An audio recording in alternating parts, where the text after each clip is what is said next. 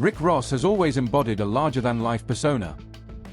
I wouldn't be the boss rosé if I didn't begin my day with a glass of rosé. Extravagant habits, but when reality caught up with him, the hip-hop star underwent a dramatic turnaround. Why accumulate everything you can imagine just to drop dead and have a stroke? About losing weight. This is the story of what truly shook Ricky Ross to his core, the wake-up call that changed everything. The man we know today as Rick Ross, born William Leonard Roberts II, wasn't always the health-conscious entrepreneur we see now. There was a time when his lifestyle choices were literally threatening his life, and he didn't even realize it, until it almost became too late. Let's go back to October 14, 2011, a day that would forever alter his life. Picture Ross on a private jet, flying from Fort Lauderdale to Memphis, his mind likely focused on his next album, the next major move, the growth of his empire. He was at the peak of his career, fresh off the release of the critically praised Teflon Dawn the year before. Everything seemed perfect, but in a sudden moment, everything went dark. Staying up, chasing my dreams. I always thought I had the best excuses, but don't nothing come before life. Ross is struck by his first seizure, losing consciousness as the aircraft cuts through the sky. The pilot is forced to turn back and execute an emergency landing in Fort Lauderdale. CPR is performed. The situation is dire. But what happens next is even more alarming. After being treated and released from the hospital, Ross makes a choice that reveals just how little he understood about the danger he was in. He boards another plane, fully intent on getting to Memphis for his scheduled commitment. And then it happens again. A second seizure detonates while he's airborne, triggering yet another emergency landing, this time in Birmingham, Alabama. 2 seizures in one day. 2 near-fatal moments. 2 warnings Rick Ross still wasn't ready to confront. When doctors evaluated him in Birmingham, they conducted a full battery of tests. The initial conclusion seemed straightforward on the surface: extreme lack of sleep. Ross later acknowledged something that should stun anyone who cares about their well-being. He had been averaging only about 3 hours of rest a night for long stretches of time. But physicians uncovered something more, something they emphasized with unmistakable urgency.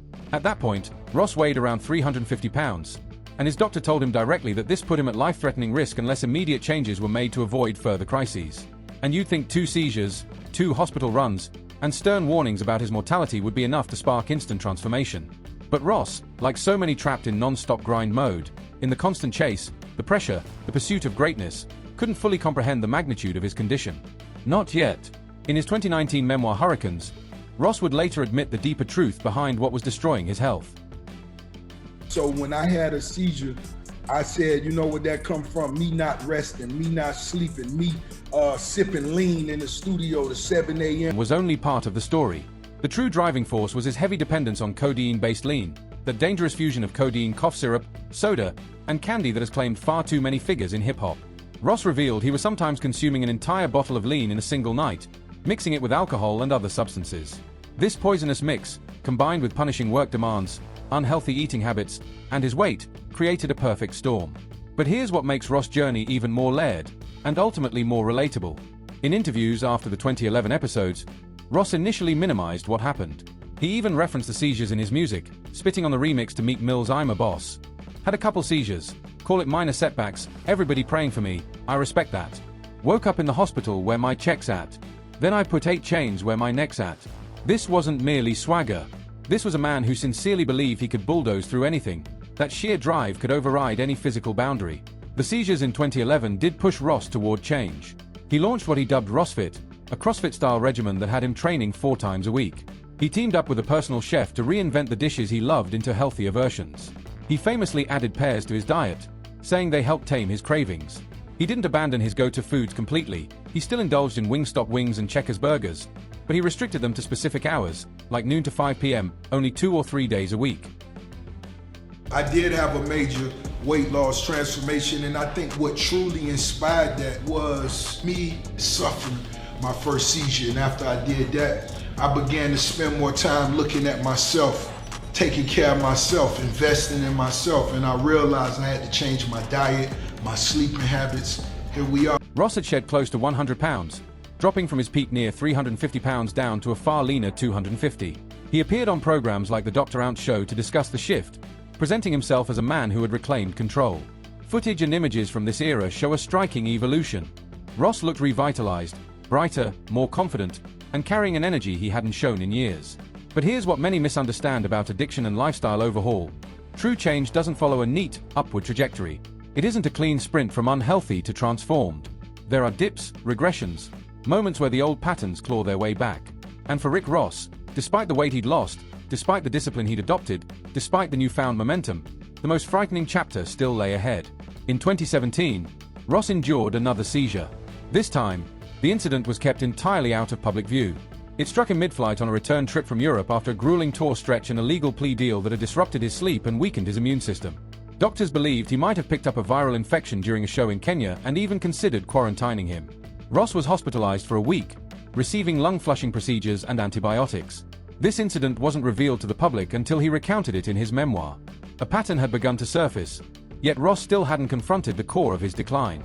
He continued using codeine. He still wasn't resting properly. He was still driving his body far past its limits. And in March 2018, all of these factors would collide in the most harrowing way imaginable. On March 2, 2018, Rick Ross was discovered unresponsive inside his Miami home. The scene was devastating. He was foaming at the mouth, had lost control of his bowels, and was gasping for air. Emergency responders rushed him to the hospital, where early reports, including one from TMZ, claimed he had suffered a heart attack and was placed on ECMO, extracorporeal membrane oxygenation, a form of life support used when the heart and lungs can no longer function on their own. The hip-hop community froze. Social media filled with prayers, panic, and speculation. Rumors of his death surged online, with some fans genuinely believing Rick Ross had passed. His family and inner circle were forced to counter the misinformation, with artists like Fat Trell publicly insisting Ross was alive and not on life support as reported. Ross remained in the hospital for 4 days receiving critical care. When he was finally discharged on March 5, he posted his first photo since the ordeal with a short, grounding message, "Ain't nothing like home." But behind that image of recovery, behind the calm expression, was a reality far more chilling, something Ross wouldn't fully disclose until later. This wasn't simply another medical episode. This was Rick Ross staring down the limits of his body, fully aware that he might not survive the next collapse.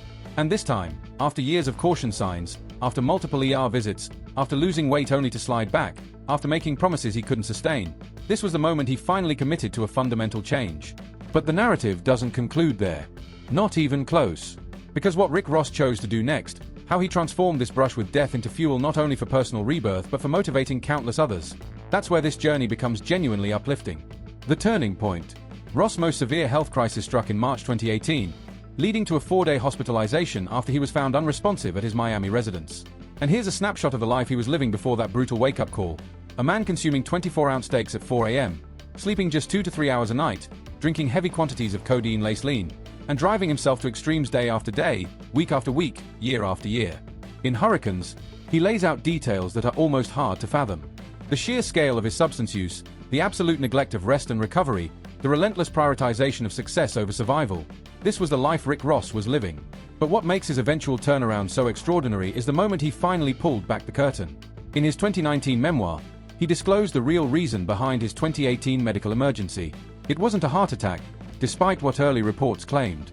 The real trigger was the prolonged strain of codeine abuse mixed with other substances, unending pressure, and chronic exhaustion. He admitted he had stopped taking his prescribed seizure medication, convinced that force of will alone could carry him through. During the 2018 crisis, the seizure was so violent that he aspirated, drawing fluids into his lungs, which led to aspiration pneumonia.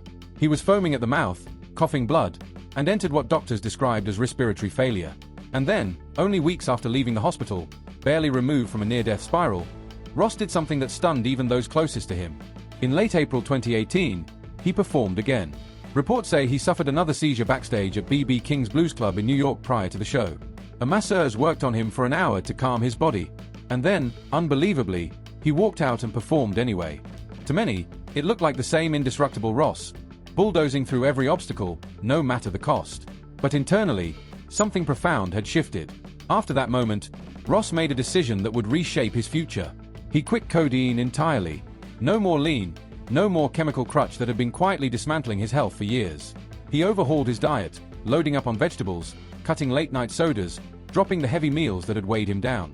And most crucially, he finally respected rest. Sleep became non-negotiable, a pillar rather than an afterthought. The weight loss that followed wasn't temporary, it stuck. By 2023, Ross had dropped between 75 and 100 pounds from his highest weight, and more importantly, he maintained the loss. In interviews, he rejected claims of using weight loss drugs like Ozempic, pointing out he wasn't diabetic and attributing his progress to disciplined eating and consistent training. His ROSFit program evolved from a workout regimen into an entire lifestyle blueprint. But Ross didn't stop with personal change. In 2020, he launched JetDoc, a telehealth platform offering affordable medical access to communities that often go without it. He put up his own money and his own name to build a service aimed at helping others avoid the kind of medical crisis he barely survived. JetDoc's core idea is elegantly simple yet potentially transformative. Within 3 minutes, users can connect with a doctor through their phone. They can explain symptoms, receive medical guidance, and even get prescriptions sent to nearby pharmacies. For people who struggle with the cost of traditional healthcare, lack transportation, or can't afford time away from work, this service could redefine access. In 2023, Ross pushed his advocacy further, donating $30,000 to help keep a health clinic open in Fayette County, Georgia. He also joined fellow artists in a public service announcement calling for greater healthcare transparency and affordability.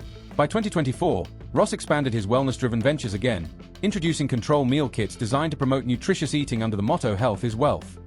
Now, here's where the story gets interesting. Ross still embraces luxury and pleasure, even as he champions wellness. In his own kitchen walkthrough, he proudly displays 3 refrigerators, mentions beginning his mornings with rosé wine, and openly admits he still indulges in longtime favorites like Wingstop's lemon pepper wings. Some observers might label this approach contradictory, but it actually reflects a far more realistic and sustainable philosophy. This is the real foundation of Ross evolution. He hasn't reinvented himself into an ascetic health fanatic who rejects every indulgence. Instead, he's adopted a measured equilibrium. He trains consistently, eats responsibly most of the time, treats sleep and recovery as essential, and still permits himself controlled moments of enjoyment. That balance makes his wellness message accessible rather than extreme. Instead of morphing into a rigid fitness purist who never touches comfort food, Ross demonstrates that you can radically improve your health while still savoring the things that make life enjoyable. It's about discipline where it counts and grace when it's warranted. His physical change is obvious and impressive. Ross has maintained his weight loss for years, with estimates suggesting he has kept off at least 75 to 100 pounds from his highest point. More importantly, he says he feels better, stronger and more energized than he has in over 10 years.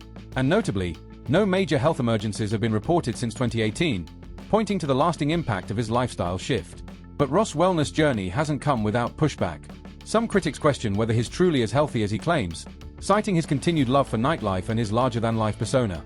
In a 2023 conversation with Rolling Stone, Ross acknowledged that while he's made significant improvements, he still maintains what he calls a party-till-I-die mentality, just practiced with more awareness and restraint. What gives Ross' story its unique emotional weight is his willingness to expose his vulnerabilities. In media appearances and in his memoir, he recounted moments that many public figures would bury forever, including the humiliating and terrifying scene of being discovered unconscious, having lost control of his bowels, foaming at the mouth. By revealing these moments, he helps strip away the stigma around health struggles and encourages people to seek medical help before disaster strikes. The reach of his health advocacy is difficult to measure but undeniably far-reaching. Through JetDoc, control meal kits, public campaigns, and his own example, Ross is spreading messages of health access and awareness to millions, while simultaneously navigating ongoing controversies, building businesses, and growing his empire. Rick Ross has always been larger than the music alone. Yes, he's a Grammy-nominated artist with multiple platinum releases. Yes, he founded Maybach Music Group and played a pivotal role in elevating the careers of Meek Mill and Whale. But what truly distinguishes Ross is his strategic vision, his ability to expand his brand into a sprawling, multi-industry empire. Start with his real estate holdings, which resemble the blueprint of a modern-day mogul. Ross owns the Promised Land, a sprawling 109-room Georgia estate once belonging to boxing icon Evander Holyfield. The property spans more than 300 acres and includes one of the largest residential pools in the country, a pool Ross proudly insists he can swim across underwater. And that's just the beginning. In November 2025, Ross listed yet another mansion, this one in Southwest Ranches, Florida, at a price of $6.5 million. He aimed to collect a roughly $3 million profit after buying the home from former NBA star Amar'e Stoudemire for $3.5 million in 2021. The 14,000 square feet residence features a 4-bedroom main house, a 2-bedroom guest home, a soundproof movie theater, a custom bar setup, a resort-style pool with a water slide, and a 9-car garage. Beyond property, Ross has branched out widely in business. He owns multiple Wingstop franchises, transforming his passion for lemon pepper wings into a thriving revenue stream. He also serves as a brand ambassador for Luc Belaria Champagne, consistently showcasing the rosé in his music visuals and across social media. He expanded further into cannabis ventures, debuting the Collins Avenue line with Cookies in 2020 and rolling out hemp hop smokables with Empaco in 2021. And then comes his newest endeavor, one that stands out as one of the more notable business moves of 2025. On October 22, 2025, Ross revealed a partnership with South Beach Brewing Company, a Miami-based craft beverage operation founded by Lorenzo Borges. Yes, the same former lead of ABC's The Bachelor and an heir to the Borghese cosmetics empire. What makes this deal especially compelling is that it marks Ross' entrance into the rapidly growing cannabis-infused beverage industry. The lineup features 2 non-alcoholic THC CBD drinks, with the partnership also including ready-to-drink spirits scheduled for release in December 2025. A launch celebration took place on November 9, 2025, at the Surfcombe Hotel in Miami Beach, where Ross hosted the event and highlighted the signature South Beach energy these beverages aim to embody. Public response has been mostly enthusiastic, with supporters praising the innovative direction in the cannabis drink sector. Still, a thread of doubt lingers among some, especially online, where Reddit users have questioned whether this marks a genuine entrepreneurial step or simply another celebrity-branded cash grab.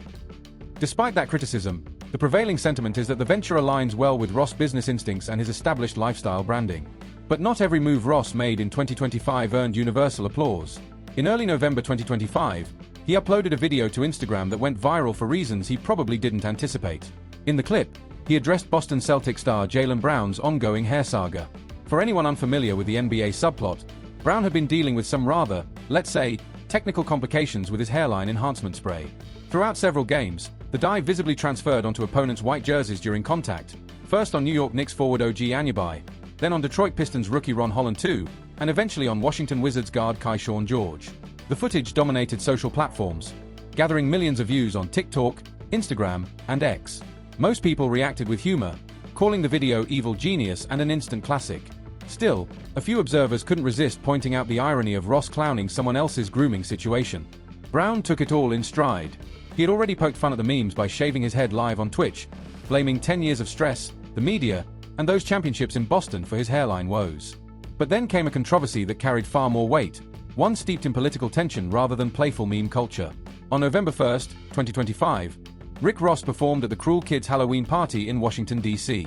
Here's why the performance stirred backlash. The event was organized by C.J. Pearson, a well-known conservative activist and former co-chair of the Republican National Committee's Youth Advisory Board. More than 600 attendees, mostly young Republicans and MAGA supporters, filled the San Eve nightclub. The party featured heavy MAGA-centric imagery, including red Cruel Kids Halloween caps styled after Trump's iconic hats, McDonald's food as a nod to Trump's preferences, and costumes ranging from ICE agents to visual jabs referencing the ongoing government shutdown. The uproar stems from Ross' past critiques of Donald Trump. Back in 2017, Ross released lyrics calling for dismantling the system under Trump's administration. And in a 2024 interview, he dismissed claims of Trump-era economic gains as delusional, arguing the nation needed a reset after Trump. So when Ross appeared on stage at a mega-themed celebration performing tracks like Hustlin' and BMF, many longtime fans felt betrayed. Social media reactions were mixed, but criticism dominated. Some observers accused him of contradicting himself, especially because of his prolonged issues with Drake, where political leanings had already become a weapon. Others dismissed the outrage and viewed it as a straightforward paycheck, noting that artists often perform for groups with varying beliefs without signaling support. Ross dealt with nearly identical criticism back in January 2025 after appearing at a crypto ball linked to Trump's inauguration. He responded then by insisting on social media that the show was strictly business, not an endorsement, while rejecting claims that he was tied to official inaugural festivities. Regardless of the backlash, Ross keeps pushing ahead with his numerous projects. His 12th studio album, Set in Stone, was revealed in July 2025 to be nearing completion. Earlier, he dropped the single For the Money, featuring Pharrell Williams, in June, paired with an extravagant Parashot video. He also took the stage at major global events, including topping the lineup at the Durban Music Festival in South Africa in May 2025, proving his worldwide influence. His online presence remains powerful, continuing to attract attention through business reveals, music drops, and viral takes on sports and pop culture. The takeaway from Ross' path isn't limited to fitness.